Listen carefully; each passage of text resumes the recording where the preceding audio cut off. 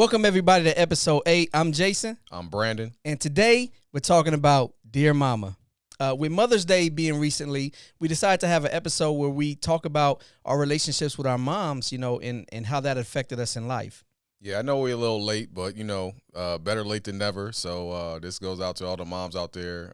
Hopefully, this is some good content, and we can keep it moving. Definitely. Basically, what this episode is going to be about is how the relationship with our mom shaped us moving forward in our lives with relationships and things like that. So to start it off, how did your mother express love, and what did that teach you or to expect from women? So growing up, I know my mom, she had unconditional love for me from the jump. She was my first teacher. I just remember her and my dad got divorced. I think I was probably like maybe 2 or 3 years old. So I just vaguely remember him, but obviously always remembering her and everything that she did. She put me first. So like I was her center, her universe. So if she did date, I really didn't know about it because I came before everything, everybody. And if you seen her, you seen me. I mean, we were locked in. So she was younger, probably early 20s. So it was more so, even though she was my mother, it was kind of like that mother-sister relationship. So she just taught me a lot throughout life. And as it applies to relationships, I think the biggest thing was just making sure that I always respected myself, not taking anything from anybody else who didn't respect me, and just being able to communicate. So she's a big communicator, and I think that's a big part of me as well. I will communicate until I can't communicate anymore. But I think it's very, very important when we start getting into these relationships because one person, I think we were talking earlier, one person may be able to communicate those efforts and not leave anybody with some room to guess, whereas some people out there, they may not communicate and you're guessing. You may be like, oh man, does this person really like me? Is this person out here playing games? So just to make it very, very clear, being a good communicator. What about you?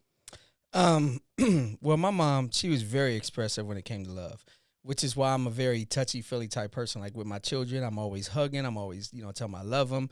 That's something that's big to me, is making sure they know that they're loved and that they feel loved. So she was very big on expressing love.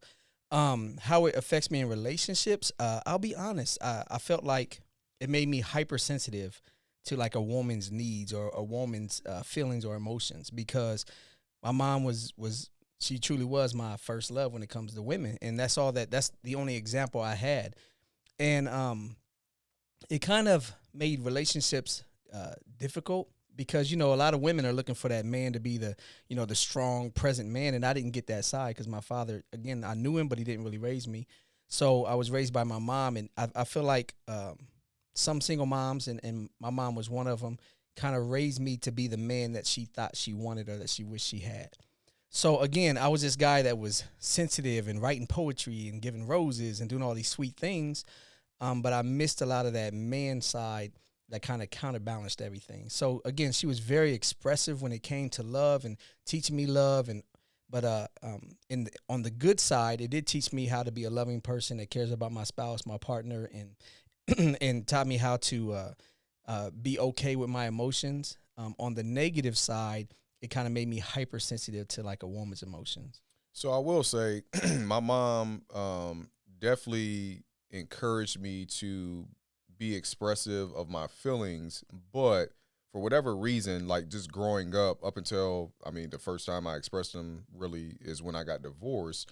But I think I would kind of suppress things, but not necessarily unhealthy. It was just like, if something happens, it is what it is. I'm gonna handle business, take care of it, and just keep it moving. And I think it had my dad been there or like a real deal father figure, if I'm seeing it from a man's perspective, like, hey, it's okay to express, then I'll probably been like, okay, well, I can open up. But playing sports in school, whatever, like anything that it was just like, okay, well, if I experience something, I could talk about it, but maybe I just don't go in depth. And the one thing that my dad did teach me was just when I'm working out, how to relieve stress. So I think I was real big into fitness, like probably from the ages of 4 or 5 up until even till now. So if I felt stress or if I felt like I was going through something, that was the thing. That was my outlet. Is just some type of physical activity, sports. So, but other than that, like I said, my mom, she always kept an open door policy, a safe space if I did need to talk to her. But for the most part, man, I was pretty easy going. Didn't have any issues. I rarely got any whoopings. I mean, now I will say, defending her love at times, or excuse me, defending her honor at times, that got my butt whooped. I'll never forget. And mom, you already know what time it is. So, I was in the third or fourth grade, and it was after school. This one kid was trying to be a bully. He ended up calling my mom out of her name. So I had martial arts training and all of this for the last 5 or 6 years prior. And I always remember, like, hey, don't initiate anything, walk away. But this particular time, he said what he said. He got up in my face. He might have nudged me. I went berserk on him. And the teacher kind of grabbed my arm up. Now, I ended up getting, I think it was my last whooping. And she was like, this is going to hurt me more. This is going to hurt you. Oh, man. The famous lines. And I'm just like, oh, my God. Famous lines. So she hit me the first time. I took it like a man. I was in the fourth grade. Hit me a second time. Took it like a man. That third time, I grabbed the belt.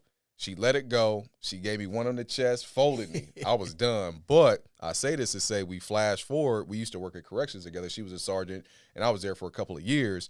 And I walked past a mod that she was over the whole unit, and I look to the side, and I see this dude like waving at me. I'm like, who is it? And then I go in, and I was like, you got to be kidding me. So the dude that I got in a fight with in the fourth grade was actually in there.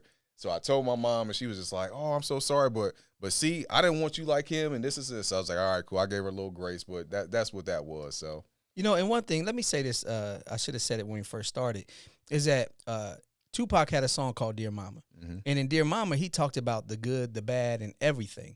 And so that's what we're going to talk about here. So there's going to be some things that some women or might get upset about because it's like, hey, I sacrifice everything. And we know that. We appreciate that. We're going to talk about that. But we're going to talk about the good and the bad of it. But one thing you talked about was, you gave her grace. What are some of the things that your mom did that you had to step back and give her grace on? One thing I'll talk about with mine is that she didn't put my father down per se, but there was a lot of negative talk about my father. Your father's a cheater. Your father's this. Because, unfortunately, my father was married when he met my mom, and everybody didn't know everything. And the situation was what it was. And so when she found out, there was some anger there. So a lot of times it'd be like, your dad was this. I remember the first time or the one time I ever stole anything. I stole from Shopko, a video game. And when I got home, my mom whooped me for everything. This one, I didn't get no whooping. She looked at me. She's like, man, I'm so disappointed in you. She's like, your father was a lot of things, but he wasn't no thief. And so I remember that, and I never stole again after that. But she had said that, and that was so impactful because I've heard, about, your father's, a liar, your father's a cheater, things like that. And I had to give her grace as I got older because I realized that was just her hurt talking, and that sometimes we, as people in general, don't always know how to regulate our emotions in every situation. And in that situation, even though my mom was a phenomenal mother and I feel like did a phenomenal job with me, I had to give her grace on that. Like, what are some things you went through with your mom when you had to extend some grace? So growing up, for the most part, man, everything was good. She just basically taught me, like when I do have an issue, I can always come to her. Always an open door policy. As far as what my dad goes, she never, ever bad mouth my dad, which I appreciate even till this day because that is a big part of who I am, being able to give others grace. Even though that situation may not work out in your favor, she said, never hate your dad. When you are old enough, you'll be able to talk to him man to man, express yourself, tell him how you feel, and then you go from there. And that's exactly what I did. And I think I mentioned on one of the episodes, we rekindled and everything was good. The last 5 years of his life, it was phenomenal. But I'll give my mom grace. It didn't really happen. We had a little turmoil once I got married because it was one of those things. I'm not per se a mama's boy per se, but I love my mom dearly. But sometimes you have these quote unquote mama boys, and they'll ruin their relationship with their woman or their wife or their significant other. Because mama's always right. Mama's this, mama's that. In my case, once I was married, I still love my mom dearly, but I had to put my wife first at that time. And I think she thought that she was losing a son, which she never was losing a son. But it just didn't mesh well. And there were some things in between, and it was just like, okay, well, if you're making me choose, obviously I got to choose my wife. I'm gonna still love you, but this is just what it is. So then we flash forward, after the divorce.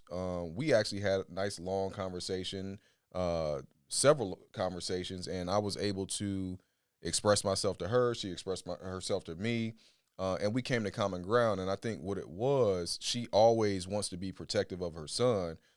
So I had to give her grace, but she had to understand me as well. Which is understandable. You know, Absolutely. we're the babies, you know, so it's understandable. You know, and a lot of times too, I think when the father isn't present or isn't as active, I think sometimes the moms feel like they have to go extra hard to make sure you're that man. Oh, absolutely. You know, I remember one time, me and my sister got into a fight, and my mom went off on me, and I was like, Nita, you know, she the one that did X, Y, Z. Why you going off on me?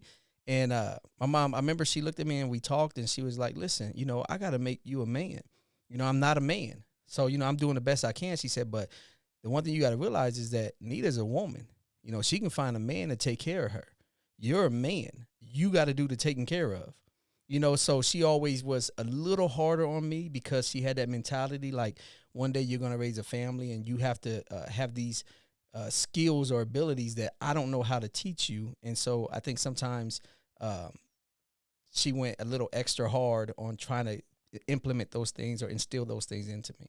So my mom, it was kind of the opposite. So I had my grandfather on both sides. I had my uncles, and one of the things that she did, she tried to prep me to be a man the best that I can. But thankfully, my mom was smart enough and recognized that there were men in her life that she valued, and in return, they were in essence like my mentors, even though it was a grandfather and my uncle. So I remember being in church actually Wednesday night Bible study. Before that, we ended up going to Baker's. I think it was like Baker's on 30th Street. Went in there, knowing good and dang on well I didn't have any money. I stole a pack of bubble, like root beer bubblicious. Root beer? Root beer Come on, bubblicious. bro. So I stole it. So then we go to Bible study. I'm chewing it, and she was like, "Who gave you some gum?" And I was like, and I couldn't think quick, and I was like, "Oh, I got it from the store." She said, "I didn't give you any money." So long short, she was just like, "Oh, so you stole it." So she said, "Wait until I tell your grandfather." My grandfather was 6'6", massive. At the time, I'm 6 or 7 years old. I'm terrified. And they live literally probably like 10 minutes from the church. So she talked to my grandfather. After Wednesday night Bible study, I went over to the house. He said, "All right, boy." He said, "You know you're not supposed to be stealing." And I was like, "Yes, sir." He said, "Get up on that bed." I'm like, "Oh my God." And it was a water bed too. So I'm moving. I can't even brace myself or anything. So he goes in the closet, pulls out what I thought was a weight belt, but this was just his regular belt. That's how big he was. So he hit me one time. He didn't kill me or nothing, but I thought I was dead. But it taught me a valuable lesson. Number one, don't lie. Always tell the truth. And if, again, in your situation, like you have no need to steal. If you can't have it, you just can't have it. But she also involved the community. And I was thankful for that because what if my mom would have just brushed it to the side? What if she hadn't asked me the question? There's no telling like what happens with a kid as you're getting developed. You'd be a jewel thief by now. Hopefully not.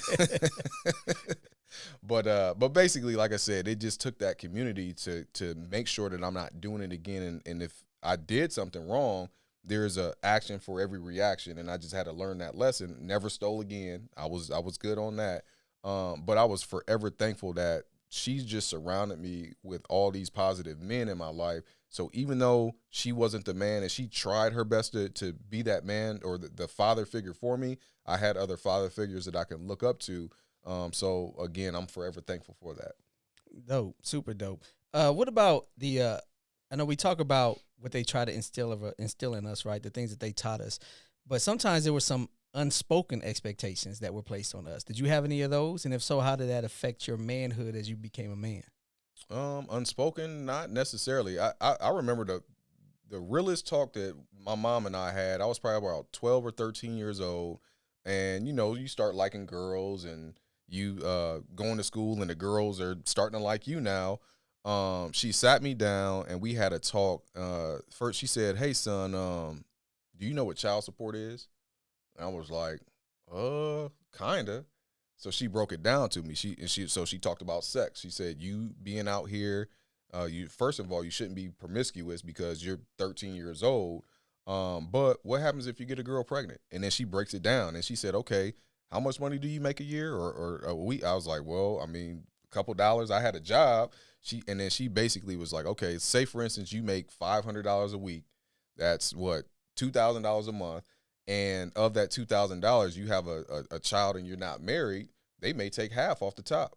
And I'm like, oh, okay, I didn't think of it like that. So her giving me the talk actually prepped me for life. And that made me more conscious of who I'm dating, conscious of maybe who I may have a relationship with, because now you have bigger things at stake and you don't want to you also want to have the right woman for you, especially if you're trying to make kids, make a family, because if you got some crazy down the line and I mean, the genes travel, the next thing you know, you got a crazy ass kid. You're like, oh my God. But the apple don't fall too far from the tree. So you learn your lessons, but I was thankful for that talk that she gave me. What about you? For me, I think the biggest unspoken expectation I had was to be the man of the house. For me, it was my mom and my sister Nita, and then I had two cousins that my mom adopted, and they were raised as my sisters, Dee Dee and Stephanie. So it was me. I was the only man in the house, and even though my mom never said, she may have said it here or there, you're the man of the house, but how women kind of just loosely throw that out. She never put that expectation on me, but that was what I believed. Like I believed I was the man of this house, that I got to make sure everybody's safe. I'm a little kid making sure doors are locked before I go to bed. Just doing things like that, and my mom's safety. My sister's safety was important to me until she started beating me up, and then I didn't care no more. Like you can have her, but my mom's safety was, super important to me, and it's something that I spent my life, I guess, recreating in relationships, because making sure my woman was safe, making sure she felt comfortable, making sure she knows that she was protected was super important to me. And again, I say it all the time on here. I ain't no Billy Bad, but I can't whoop everybody. But if it came to my woman or my family, you see the Hulk, come out of David Banner in me, because I will protect them. And I think that's something that stuck with me as a kid because of that unwritten expectation that I had to be the man of the house. I had to be the protector. I think so with me, it was there. I think by nature, I was the man of the little man of the house, and anytime something would happen, I'm always going to investigate. But another unspoken rule was you're not going to need anybody to do what you can do for yourself. She taught me how to cook. Hold on. Message. Hey, I don't hit those buttons a lot, but that's a message right there. Absolutely. Just being independent and making sure that you know how to cook, clean, do those things for yourself. Man, she was so big on that. And to be honest, man, I was as early as 6 years old, because we had very, very involved in the church. I'm getting up Sunday morning and I'm ironing my own clothes. She taught me that. And it's so funny, through my Marine Corps career, just in life in general, I always iron. I always make sure that I prep and just take care of myself. I love cooking, so I cook all the time. But she laid that foundation, and I would just watch her, and she was just so meticulous. So by nature, I'm going to pick that up, and then the next thing I know, like that's what I do. And then you keep a clean house. You have a clean conscience. You can live freely. You're not feeling like you're trapped or anything. Every Saturday morning, get your butt up. You already know what time it is. She get put the music on. Yep, Yeah, yep. put the music Absolutely. on. Absolutely. She used to listen to it like a lot of BB and CC Winans and all. So I heard it. I was like, I already know what time it was. You didn't have to tell me anything. My room was spick and span, spotless. So those were the unspoken rules in our household. Just being able to take care of yourself and not necessarily when we become men, we all need women. But you don't need anybody to take care of you, if that makes sense. So like that's where I'm at right now. And if I do find a woman that can do all those things as well, that's where it becomes a partnership. She does what she does. I do what I do. I could do the lady duties. She could do the man duties, but we're working as a team together wherever we need to fit in. And that's where you get those great relationships, and they hopefully last forever. So yeah, the funny thing is, I'm a very role-based guy, and I know that's old-fashioned now, and people hate hearing that. But I believe a man is supposed to do certain things, and a woman is supposed to do certain things. And again, I'm not saying be barefoot and pregnant in the kitchen. I'm not saying that at all. I'm just saying that because I also love a strong woman.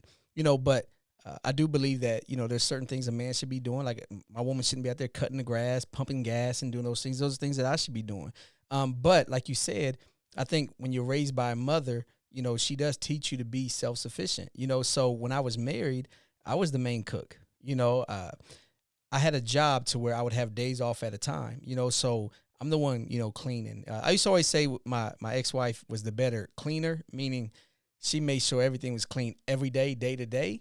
But I was the deep cleaner. Like I'm washing baseboards because that's how my mom was. We did that all the time. Like it had to be every inch, So I figured I was the better cleaner, but she just cleaned more. But cleaning, the children, taking care of the kids. Again, I felt like I was hypersensitive to a woman's needs and everything like that. But part of that was her teaching me how to do that part of being self-sufficient. Okay. Yeah.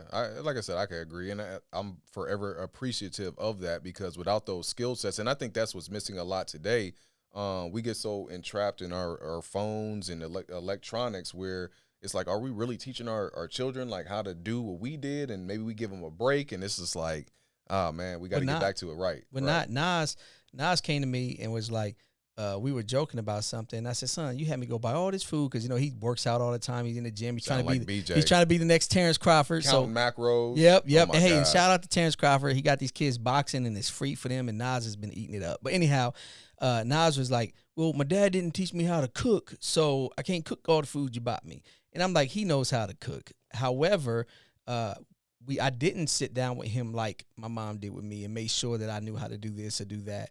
And so like you said, I've allowed them to be a little more into the electronics and all that. So I agree with you on that.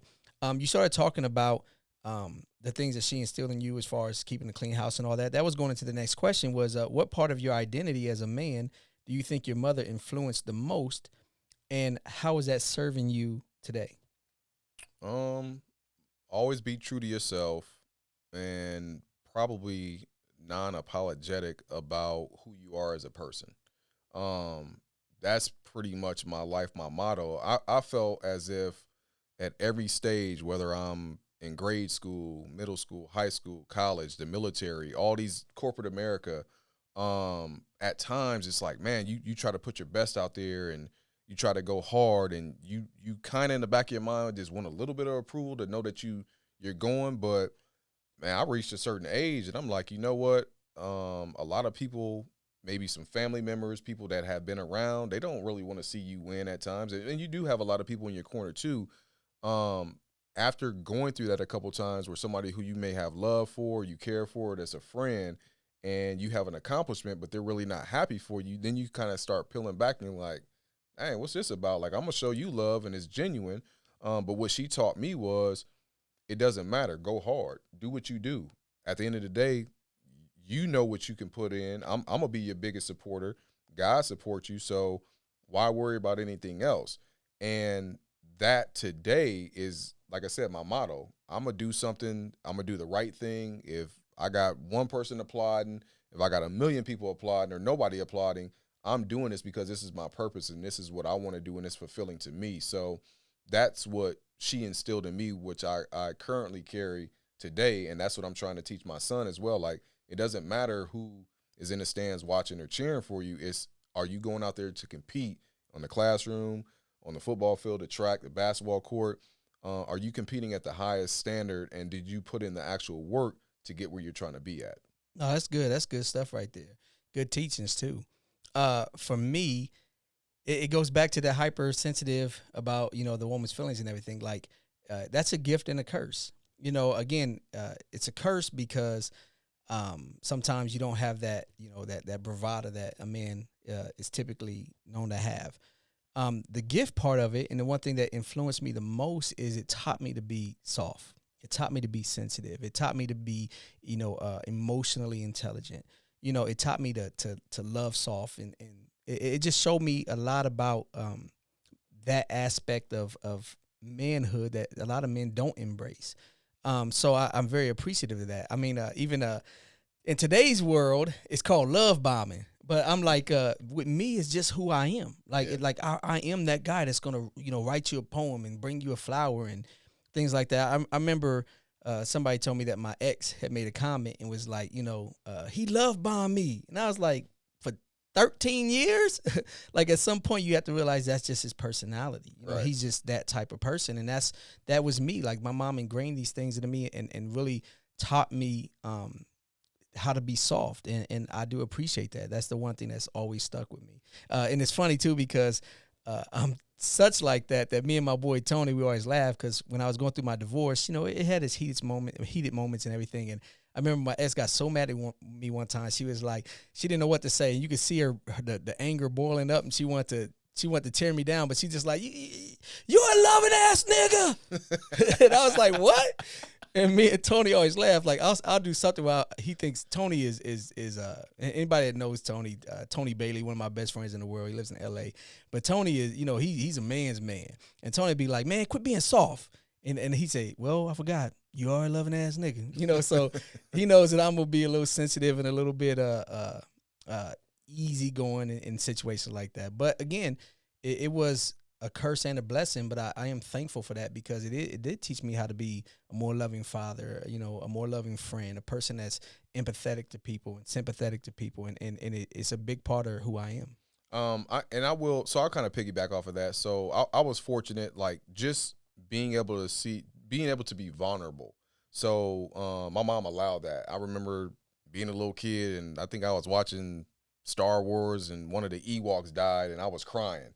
And she like kind of looked at me, and she like gave me a hug, instead of now somebody be like, oh man, suck it up. Or so she allowed me to be vulnerable, express myself, which in result, it kind of just made me who I feel like I'm a man's man, but I also have a side to where I'm empathetic, and I can resonate with somebody who may be going through something, and maybe hopefully offer some type of support for them, to hear them out. And I think I mentioned earlier, so I think that moment of expression, emotional intelligence for me came out when I was going through my divorce. At the beginning stages, ended up, I felt as if I was having a nervous breakdown. And at that point, I was like, oh my God, like I've never felt this, crying profusely. Like, what the heck is going on? Hit my boys up, 911, family emergency. Hey, what's going on? What's going on? I told them, hey, y'all just need to meet me wherever y'all need to meet me. So we ended up, I think, going to Top Golf. We were there for like 5-6 hours. That was the first time as a man opening up to other men about things that I'm feeling, about just things with my marriage. And they was like, man, we thought y'all was the Huxtables, this is and this. And it just felt, it was like a weight of the world just lifted off my shoulder, because in that moment I was able to be vulnerable and just leave everything on the table. None of them judged me. They all gave me positive feedback on what the next step should be. Trying to still fight for your marriage, everything else. And but I needed that. But I will say, towards the end of the divorce, when the divorce was final, coming out on the other side, I look back, I needed that. I was a completely different person. And now it feels like, all right, well, cool, I'm good. But I can be open, be vulnerable, talk about my experiences, have no issues. I could care less what somebody says or if they're judging me. But then, like I said, be that listening ear for somebody else who's going through it. Like you and I, we've had talks. Other friends have had talks. I've talked some of my friends from getting a divorce, and I'm like, yo, what about this and this? And like, man, you right. I might have been on some bull. And instead of being like, yeah, man, you like, nah, bro, like you might want to do this, and this. Have you thought about this? Have you thought about that? And even if they don't use everything that I say, they'll take little bits and pieces of it, but we're constantly talking. And I think that is where real us as men need to get together and be more supportive. Like I see it great with women. They have support groups galore, but when it comes to men expressing themselves, it's not that you're soft, is you're trying to get whatever that you have off and find a solution that's going to work best for you. And I think if we can get more to that, it'll make it better just for the brotherhood all the way around. No, I agree with that 1,000%. And we talk a lot about love from our moms and like I said, being hypersensitive to that and things like that. But did you ever have any times to where you felt like you had to earn your mother's love? Like maybe there was a time to where, or a situation or area to where it's like, you wanted to feel that love and you didn't feel like you got it? Never. See, with me, I won't say love, but I did feel like I grew up feeling like my mom loved my sister more. As I got older, I did learn and understand that because I was a man and she didn't know how to be a man, that it was a part of her just trying to be tougher on me. But when you're a kid, you didn't understand that. So I did have a lot of years where I chased uh, my mom's love, and it's weird to say that because I was told every day that I love you. My mom told me every day I love you. I was hugged every day, kissed every day. I knew that I meant the world to her. Um, but I don't know. There was just this part of me that just felt like, and I think some of that came from the lack of my father being there, because I already had these issues when it came to my father of feeling like I wasn't good enough. Because there's a lot of us. I have a lot of siblings. And I'm the only one he didn't raise. So I always felt like, why wasn't I good enough? Why wasn't I good enough? Because my dad wasn't like a deadbeat dad. He wasn't a guy that left the kids and just didn't care. So it made me look at myself, and I think sometimes that poured over into my mom, to where when I would feel like she was treating my sister better, to where I just felt like, well, dang, I'm not good enough over here, and over here, yeah, she loves me, but she doesn't love me like that. So I did find myself a lot of times chasing, her validation, or chasing, that feeling of I'm just as important to you as my sister is. I think I was fortunate from the standpoint of both sides. My grandparents, they're supportive. All of my uncles, aunts, they were there being supportive. So at any time, and I spent a lot of time with my mom's side, obviously because that's her side. But I spent a lot of time with my dad's side, and any time that I got with him, my uncles, my uncle Manuel in particular, he always took me under his wing. He would take me to go play basketball. He would take me to do certain things, and just talking to him, none of them ever spoke any negativity towards about my dad, which was also good. Whatever they did private, maybe they talked to him or said what my grandfather who's passed on. I know he at times was disappointed, like, I can't believe you got this son and you're just not doing what you're doing. But it also goes into mental illness and other things, which we'll talk about at a later time. But just getting the support from them and the love from them, like, I had an abundance of love, so I never felt like I had to compete for it because it was always there. I was one of the first grandchildren on, I think, yeah, on my dad's side, on my mom's side, a bunch of cousins. So it was just one of those things that love was flowing. I love to laugh and joke and always have fun, and it was there. So I never felt like I missed out on anything. So I am thankful for, again, the community that my mom kept, and she kept me active. She did. There wasn't any room for just having to sit, think, being a bum or whatnot. Like, if I wasn't playing sports, if I wasn't in school, if I wasn't in church, we were at some function doing something, and it was just always like a good balance of people. So even if it wasn't family, it was extended family. So I always knew what positivity looked like. I always knew. Now, it was some ignorant folks in between, so We all got those cousins. But the funny thing is, I was a big imitator. So if I see ignorance, you already know. Like, if it's a show, I'm about to do the same thing, and I'm getting laughs. Once I get somebody to laugh, like my grandmother or my grandfather, I start cracking a smile. You can't stop me. It's a wrap. So, like, now I'm gonna entertain you. I'm gonna give you a show.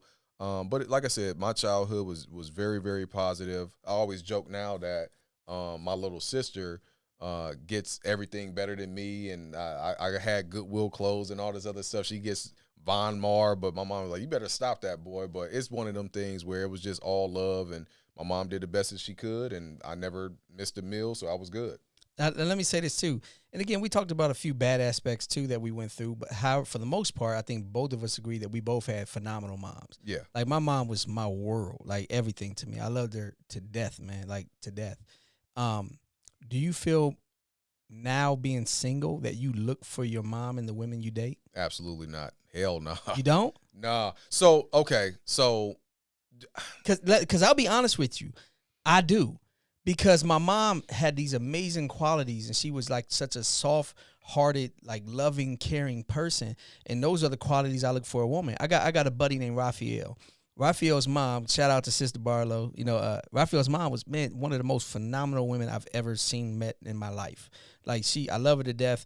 I've known her since I was a kid, and just watching her, she's just, she's radiant. Like, she's just this beautiful woman. And being close to Raphael growing up, I knew that every girl he met, he compared to his mom. So it took him a long time to meet a woman that he loved enough that to marry, and he's married now. And I don't really know his wife. We don't talk as much as we did as when we were younger. But I know she's a phenomenal woman. I know based on what other friends have said about her. I know based on how he displays her. But I just know that she's a phenomenal woman because he looked for a woman that displayed the qualities of his mother. And I feel like I do the same thing. And I think a lot of times that's why it's hard for me to date, because in today's world, women, whether it's a whole different argument whether they have to be or their masculine energy and their feminine energy. That's a different argument or different debate. But there's a lot of women today are so hard and act so manly sometimes, that it's hard for me to find that soft, loving spirit that my mom displayed. So I feel like it makes it harder for me to date and find somebody that I really connect with. So I don't want. And I said, hell no, ain't no disrespect to you, mom. But the thing is, I if I had to take anything from my mom to put into a woman, I would probably say my mom's generation era, the way that women were in general. So I would probably say maybe 80 to 90% of the women in my mom's era, they took care of business. They knew what it was. They were very respectful. So that aspect, that attribute, if I can apply it to now, I would take that 100%. But as far as anything specific to my mom, I mean, caring, obviously, but my thing is I have a set of standards that I've developed myself going through a divorce, going through different relationships, and you figure out what you do like, what you don't want. So like that's actually the list that kind of fulfills me. And again, if I had to pull anything from my mom, I would probably say just that era or generation of strong black women who wasn't taking no mess. They were about their business. They took care of home. That's the attribute that I would apply to today, getting back into the dating scene. Okay, I can feel that. And I think it's basically the same thing. They have those attributes that we look for in a partner, but life does add to that list. So, True. so I can definitely agree with that. Let me ask you this: if your mother heard this conversation, um, what would you want her to finally understand about you that you don't think she understands now? Hmm.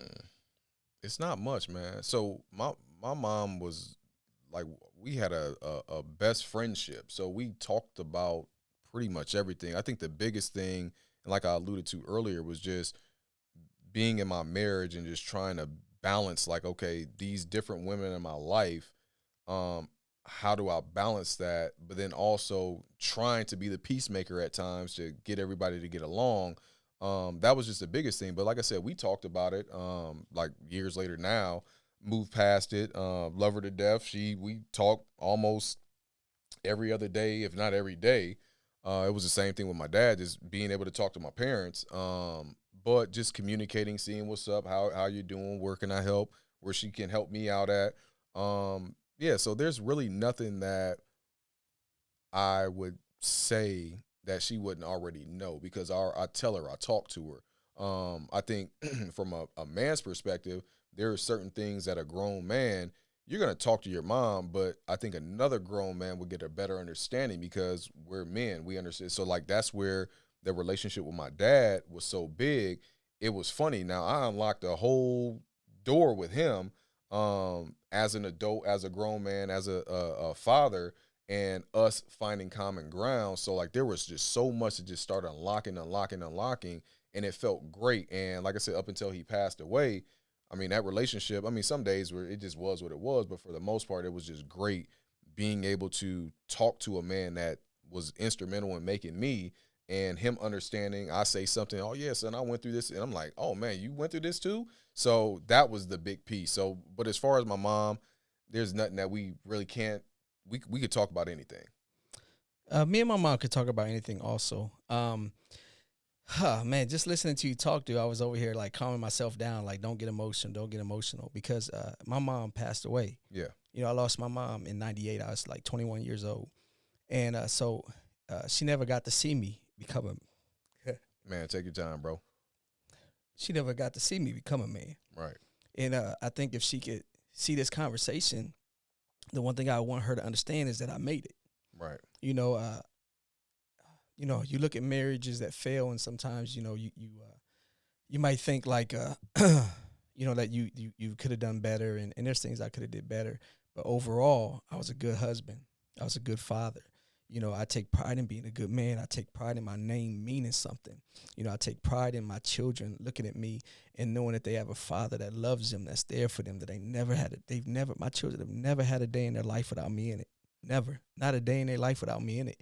And that's important to me. And I always wanted my mom to know that I made it, that the man that she wanted me to be, I've become, and that when people talk about me, they talk about me being a good man, a good person, a good human, a good father.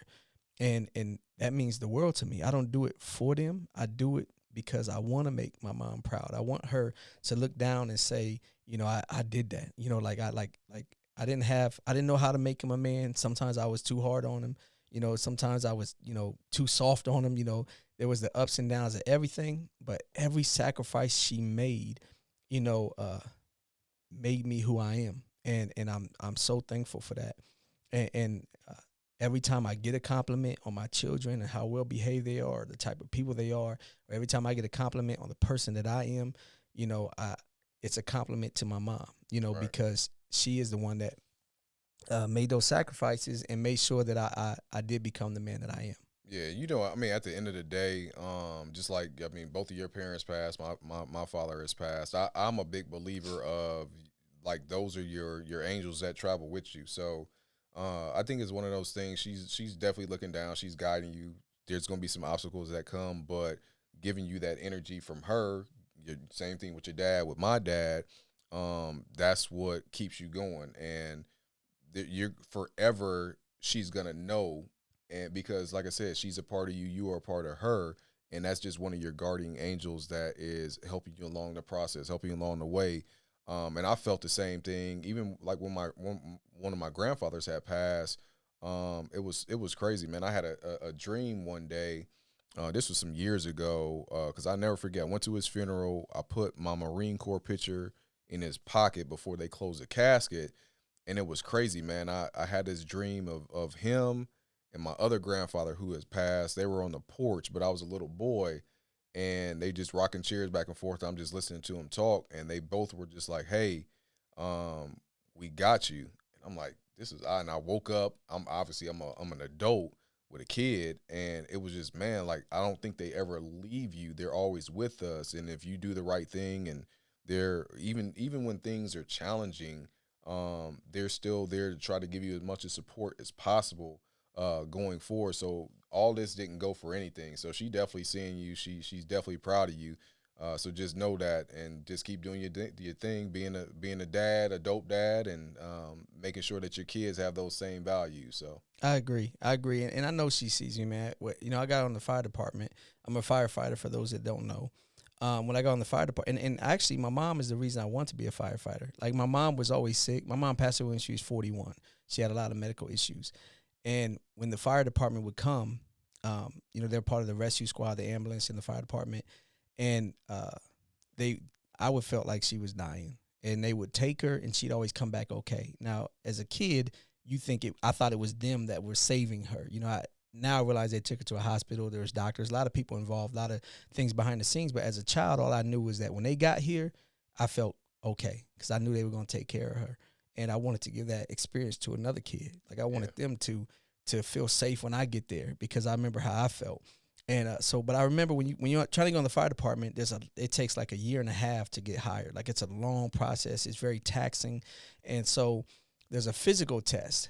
And my buddy John Farmer, shout out to John Farmer, he kind of mentored me through the process. And he was like, take your time. A lot of people rush. If you rush, you'll make a simple mistake. And so I'm taking my time, and it can be a difficult test. And so I'm taking my time. I'm at the last exercise, and I'm about to be done. And they're like, time. I'm like, no, I'm not done yet. And they just start stripping your vest off you and all this stuff. They're like, no, you didn't pass.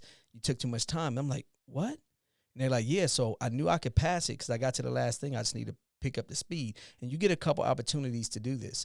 So the next time it's coming to the opportunity, I say, you know what? I'm going to take a bath. I know nowadays that's a pause moment. People act like you can't take a bath, and that's sassy to take a bath, but baths relax me. So I had some candles lit. I had Maxwell going, You know, I was listening to the Maxwell station on Pandora. Smoking a cigarette. Yeah, I don't smoke. But I was relaxing because I'm like, okay, I'm about to go in here. I had about an hour if I had to be there. I got to go in here. I got to take this test. I'm gonna kill it. And a little doubt started to creep in. And when my mom passed away, me and my sister chose a song for Mama by Boyz II Men at the funeral. So anytime I hear, there's 3 songs I hear. Dear Mama by Tupac, that song, A Song for Mama by Boyz II Men, and then this gospel song by the Williams Brothers called I'm Just a Nobody. Those songs always remind me of my mom, and I always break down whenever I hear them. And so I'm listening to Maxwell. I started to get a little doubt creep in, so now I want to get hyped up, so I put it on the Tupac channel, the Tupac station. So it's on Tupac. It's all hardcore rap, back to back to back to back, and then A Song for Mama comes on the Tupac channel while I'm sitting there doubting myself and wondering if I can do it. And I felt like that was my mom saying, like, hey, you got this. You know, I'm here. You know, there's a bigger purpose, and you're going to be successful at this. So even after my mom passed in 98, even after my mom passed, there's still times in my life and moments in my life where my mom, I feel, steps in to remind me that you got this, that you're okay. You know, that I prepared you to be the man you're supposed to be. Right. And No, I'm that's good, bro. forever thankful for that. Yeah. But you guys, that's the end of the show. We came to the end. Is there anything else you wanna end with or say before we close? Hey, I love you, Mom. Yeah, definitely love you, Mom. And man, hey, listen, all the moms out there, whether you're doing it alone, whether you got a co-parent, whether you're married, whether you're whatever, we all have something that we're supposed to pour into a child to make them whole. And the part that you pour in is necessary, and a child would not be a whole person without it. So I greatly thank you. I greatly appreciate you for all the sacrifices and all the things you do to make your children good people. Right. Now, just to add to that, I know at times it could be tough. It could be rough. You think that the world is closing in on you. But, again, if you have somewhat of a support system, I mean, reach out, tap in, look for mentors, people that kind of help that load. Because, again, it's going to take a community to get these kids over to the finish line. So, like I said, shout out to all the moms out there. I know, like I said, we just missed Mother's Day, but we salute you. Much love. And, definitely. That's what it is. And in the words of Tupac, you are appreciated. Absolutely. Anyway, that's the end of episode 8. I'm Jason. I'm Brandon. And we'll see you later. Peace. Peace.